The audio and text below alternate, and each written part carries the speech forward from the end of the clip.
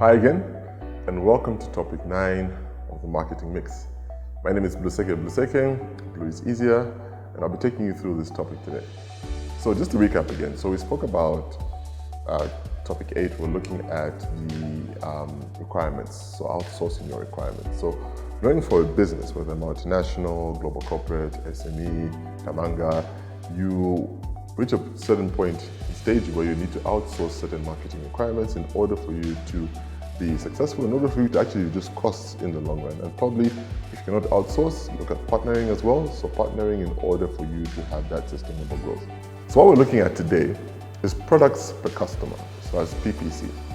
Many of you might be familiar with the term, and it may be foreign for some of you, but not to worry, I'll also take you through this. So PPC pretty much measures the average value of products or services purchased by a consumer.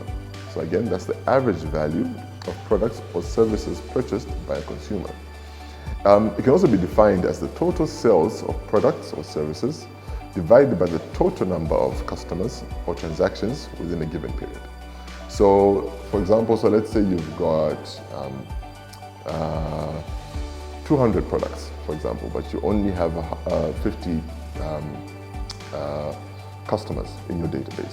So what you're looking at then is then the average, or dividing that your number of products by the number of customers that you actually have, and establishing that ratio.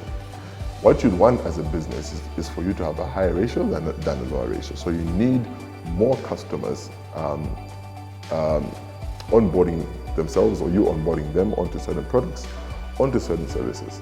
The more customers you have onto your products, the better your ratio is. The better your ratio is, the better profits are, the better your revenue is, the more sustainable your business is. Now, for Zambia, so again, let's look at it. Let's backtrack and look at our own market. So, if you're looking at a farmer, for example, and you're selling tomatoes, and you've got onions, and you've got pigs, and you've got vegetables, beans, and so on. So you're then saying, okay, for me, what is my PPC? So you need to look at how many people you're supplying and how much produce you actually have. Is there room for you to supply more produce to your existing customers? If the answer is no, then you need to look for another market and also look at them and say, how much of my existing produce can I actually provide them so that my PPC ratio is actually high. Because what you want again is a high ratio. So you need to keep on looking at that, and you do that again by pretty much looking at the information that you have, looking at your clients, looking at what your clients are buying into, and selling them, cross-selling. So you're not just going to be offering them tomatoes. Look at your onions, look at your potatoes, look at your beans, and say, I also have this. I've also seen that in your store, in your shop, there's this particular gap. I'm actually able to supply that to you. Don't be afraid to approach them, because at the end of the day, you win, you lose nothing, and you stand a chance of gaining so much. So PPC again, just product per customer. Focus on that. Look at your books. So if you track back to where we started, you've got a product you've launched, it's matured, it's grown, it's at a good growth level, it's sustainable. Invest in another product, because as we know, human beings get tired pretty much of the same thing.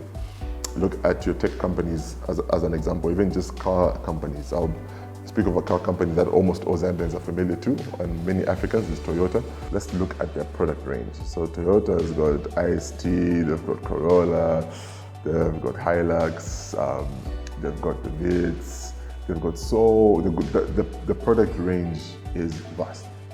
And in certain homes today, you walk in and you actually see there's a Prado here, there is a Land Cruiser, there is a Hilux, and all those are Toyota products.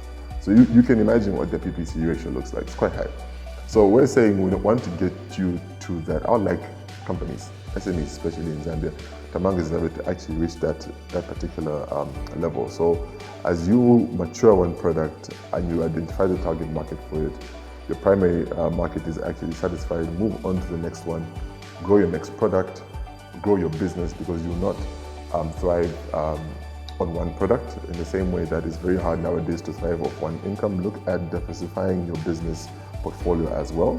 Once you diversify that, start to onboard your customers, existing customers and non-existing customers, onto different products in order for you to be more sustainable in order for you to actually survive. But take note also of your brand. Don't shift away from your brand values, who you are, what are your core values as a brand.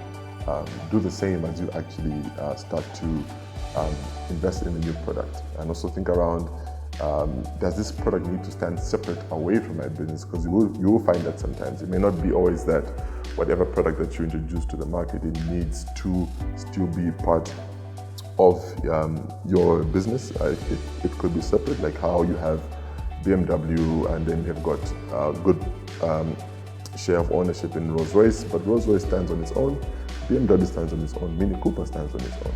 So look at what the parent company is, the main holding company is, and see how you can begin to diversify that portfolio as well, but let it still come to you as a brand, as a business, in terms of revenue, in terms of control, in terms of that strategic focus. So again, there's PPC, and I wish you all the best in getting into more products, getting into more services, and that will be it for today.